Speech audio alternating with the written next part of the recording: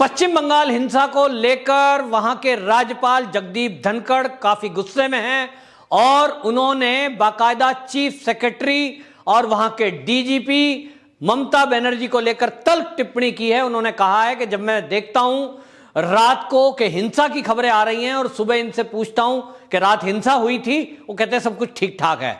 यह बिल्कुल नहीं चलेगा। किसी भी राज्य में कोई भी किसी को वोट दे और अगर किसी पार्टी को किसी ने वोट दिया है, इसके आधार पर यदि लोगों को मारा जाएगा, उनके घर जलाए जाएंगे, हिंसा की जाएगी, यह संविधान के विरुद्ध है और यह मैं इस राज्य में नहीं होने दूंगा। साफ साफ शब्दों में ममता बनर्जी को एक चेतावनी दी है और उन्होंने कहा कि जो ये दंगा पीड़ित, हिंसा पीड़ित क्षेत्र हैं, मैं वहां भी जाऊंगा, लोगों से मिलूंगा और अपनी तरफ से मैं ये तय करूंगा कि लोगों की किस तरह से जान माल की सुरक्षा हो। और इसके लिए उन्होंने बताते हुए कहा कि मैंने जब ममता सरकार को ये लिखा कि मुझे हिंसा प्रभावित क्षेत्र में दौरा के लिए जाना है, मुझे हेलीकॉप्टर चाहिए, तो वो हेलीकॉप्टर भी मुझे प्रोवाइड नहीं किया गया और ये कह दिया कि कुछ प्रॉब्लम पायलट के अंदर है, पायलट नहीं है हमारे पास, और इस तरह से बहानेबाजी की जा रही है। लेकिन अब मैं इसको सहन नहीं करूंगा और इसकी रिपोर्ट उन्होंने बाकायदा चीफ सेक्रेटरी होम को दिल्ली में यह सारी रिपोर्ट भेजी है कि मेरे पास डीजीपी और मुख्य सचिव मिलने के लिए आए तो केवल नामचार के लिए आए, हाजिरी लगाने आए, कोई रिपोर्ट मेरे को नहीं लाए जो मैंने रिपोर्ट मांगी थी हिंसा की, और बार बार ऐसा कर रहे हैं। इसका मतलब यह है कि वो केवल और केवल ममता बनर्जी का साथ दे रहे हैं, यानी एक पार्टी का साथ दे रहे हैं, प्रदेश के लिए जवाबदेह वो नहीं है। ये अधिकारी जिन्होंने शपथ ली थी पब्लिक की सुरक्षा की, संविधान की रक्षा की, वो उसका पालन ठीक से नहीं कर रहे हैं और इसको जगदीप धनखड़ ने काफी गंभीर लिया है, गंभीरता से, और उन्होंने कहा है बाकायदा कि आप देखिए कि जिस तरह की बातें ये कर रहे हैं, ये मुश्किल हो रहा है कि पश्चिम बंगाल को संविधान के दायरे में चलाया जाए। लेकिन जगदीप धनखड़ ने इतना तय कर दिया है, इतना बता दिया है, ये जता दिया है ममता बनर्जी को कि ये उनको आसानी से चलने नहीं दिया जाएगा जो वो सोच रही हैं।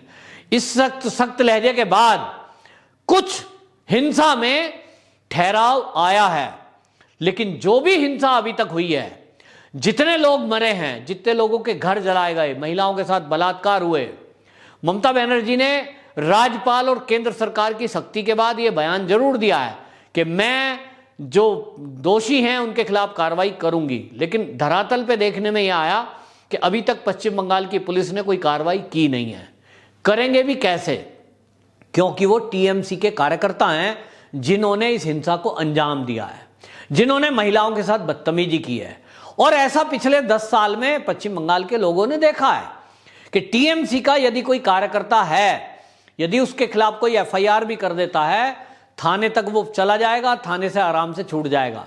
मेरे पास एक एक्टिविस्ट है महिला, उन्होंने वहां से एक वीडियो बना के भेजी और उन्होंने बाकायदा वो नोटिस दिखाया कि मैं एक महिला कार्यकर्ता हूं, एक्टिविस्ट हूं, मेरे पास लोग फोन करते हैं जिन महिलाओं के साथ अत्याचार हो रहा है, बलात्कार हो रहे हैं, वो मुझे मदद के लिए गुहार करते हैं और मैं उनकी एफआईआर कराने के लिए जब सहारा लेती हूं कोर्ट का, तो मुझे ही उल्टा धमकाया जाता है और पश्चिम बंगाल की ममता सरकार की पुलिस मुझे नोटिस लगा के चली जाती है, मेरे दरवाजे पर चिपका के चली जाती है, मुझे भी जान से मारने की धमकियां मिल रही हैं, कभी भी मेरी हत्या हो सकती है। अब आप समझिए, एक एक्टिविस्ट है पश्चिम बंगाल के अंदर जो कम्युनिस्टों का गढ़ माना जाता है, वहां कम्युनिस्ट जो एक्टिविस्ट के नाम पर जाने जाते हैं, वो एक तरह से वो वहां कम्युनिस्टों की तो धरती है, लेकिन वो सारे कम्युनिस्ट, सारे एक्टिविस्ट, वो जो बड़े बड़े बाल बढ़ाकर, बड़े बड़े चश्मे पहनकर वो मोमबत्ती लेकर के दिल्ली में जरा सी एक हिंसा पर यहां पर प्रवचन देते हैं या भाषणबाजी करते हैं और मीडिया में आकर जंतर मंतर पर प्रदर्शन करते हैं, सबके सब इस हिंसा पर वो मौन हैं। आखिरकार हिंदुओं की हत्या या हिंदू महिलाओं की बेइज्जती पर ये एक्टिविस्ट, ये पत्रकार, ये मौन क्यों है? ये समझ से परे है। लेकिन समझ तो आता है, समझ आता है और अब ये समझ आने लगा है कि ये जो लोग हैं जितने भी, ये वामपंथी लोगों को हिंदुइज्म से चिढ़ है, हिंदू शब्द से चिढ़ है। ये चाहते नहीं है कि इस भारत या दुनिया में कहीं हिंदू रहे। कोई हिंदू का नाम लेगा तो इनको दिक्कत होने लगती है, इनको एलर्जी है इस शब्द से। सेक्युलरिज्म बोलिए, अरे सेक्युलरिज्म क्या शब्द होता है? क्या होता है कि हम सांप्रदायिक नहीं हैं, बीजेपी सांप्रदायिक है, एक सांप्रदायिक पार्टी है, इसके विरुद्ध सारे एक हो जाओ। भारतीय जनता पार्टी ने कौन सी धर्म की राजनीति की है? दूसरी तरफ टीएमसी के लोग हैं जो विधायक बनकर के आए हैं, ऐसे तो जो 4 पाकिस्तान 5 पाकिस्तान बनाने की बात करते हैं, जो खुलकर मुस्लिम वोटों की बात करते हैं, एक धर्म का नाम लेकर बाकायदा उनको फैसिलिटेट किया जाता है। तो इसका मतलब यह हुआ कि जो वामपंथी विचारधारा के लोग हैं, वामपंथी विचारधारा के जो लुटियन जोन के पत्रकार हैं, वो जो अपने को एक्टिविस्ट कहते हैं, उनमें भी 99.9% एक्टिविस्ट वो हैं जो धर्म की बात देखते हैं कि कहीं मुसलमान मरा तो वहां जरूर जाएंगे, वहां धरना करेंगे, प्रदर्शन करेंगे, सरकार के खिलाफ बोलेंगे, और वो भी उसमें भी एक कंडीशन है कि सरकार बीजेपी की होनी चाहिए। अगर वहां सरकार कांग्रेस की है तो नहीं बोलेंगे। आपको एक उदाहरण बता रहा हूं, दिल्ली के अंदर टीकरी बॉर्डर पर जहां किसान आंदोलन के नाम पर पिछले कई महीने से कुछ फर्जी किसान बैठे हैं, पश्चिम बंगाल की एक बेटी वहां आती है धरने में शामिल होने। उसको लगा किसान नेता हैं, चलो चलते हैं, मोदी का विरोध करने का शौक है ना बहुत लोगों को, आ गई। लेकिन उसके साथ सामूहिक बलात्कार हुआ, और ये मैं नहीं कह रहा, उस लड़की की पिता ने बाकायदा एफआईआर कराई है, उसमें लिखा है नाम, और जिन नेताओं के नाम लिखे हैं उसमें 2 आम आदमी पार्टी के लीडर हैं, और उसमें कई सारे एक्टिविस्ट जो अपने को बनते हैं, पत्रकार बनते हैं, उनके नाम हैं। लेकिन इस पर आश्चर्यजनक तरीके से सारा मीडिया मौन है। किसी भी चैनल ने उस खबर को अपने चैनल पर चलाने की जरूरत नहीं समझी, जबकि एक लड़की के साथ, बंगाल की बेटी के साथ दिल्ली में, देश की राजधानी में सामूहिक बलात्कार की घटना होती है। उस लड़की को मार दिया गया या वो स्वाभाविक मौत से मरी, ये भी अभी रहस्य है।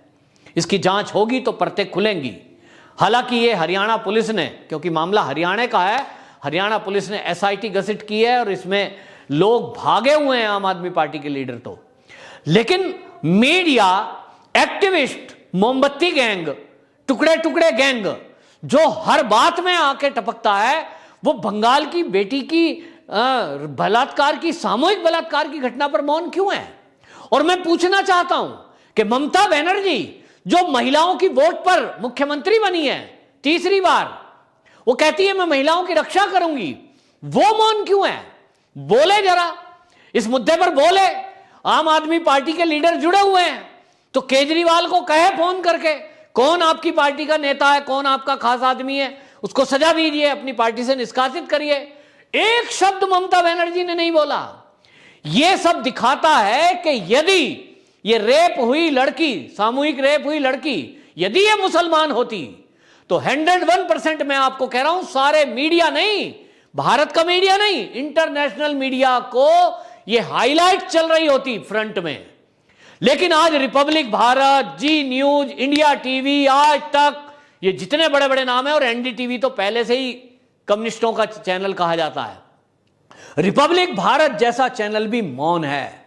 क्यों? क्योंकि इसमें आम आदमी पार्टी के लीडरों का नाम आ रहा है, और आम आदमी पार्टी की दिल्ली में सरकार है, मोटा विज्ञापन के नाम पे पैसा मिलता है, तो शायद उस विज्ञापन के लालच में ये चैनल वाले मौन हो गए। कुछ अखबारों ने उसे फ्रंट पे छापा था, दैनिक जागरण में भी ये खबर प्रमुखता से छपी। ये आज दिखा रहा है कि अभी भी प्रिंट मीडिया में कुछ धर्म बचा है, वरना इलेक्ट्रॉनिक मीडिया ने अपना धर्म बेच खाया है शायद, और इसलिए वो कोई नहीं बोलता, बोलने की हिम्मत नहीं करता, डरते हैं या तो बिकते हैं। 2 में से एक बात है, तीसरी बात तो कुछ हो नहीं सकती, या तो डर गए या तो बिक गए। तो पत्रकार ने यदि अपना धर्म छोड़ दिया तो लानत है ऐसी नौकरी पे कि आप नौकरी कर रहे हो, कहने को आप पत्रकार हो, कहने को आप चैनल के मालिक हो, लेकिन आप बेटी के सामूहिक रेप पर, देश की राजधानी के बॉर्डर पर अगर कोई रेप कर रहा है और वो आंदोलन के नाम पर लोगों को मूर्ख बना रहा है, एक घटना सामने आई है, एक पिता ने हिम्मत दिखाई है, उसने एफआईआर करी है, इसकी क्या गारंटी है कि जब टेंटों में और महिलाएं जो रह रही होंगी उनके साथ इन लीडरों ने ऐसा नहीं किया होगा। कोरोना बता रहे हैं कि कोरोना में मर गई। अरे भाई, वो कोरोना में मरी क्यों?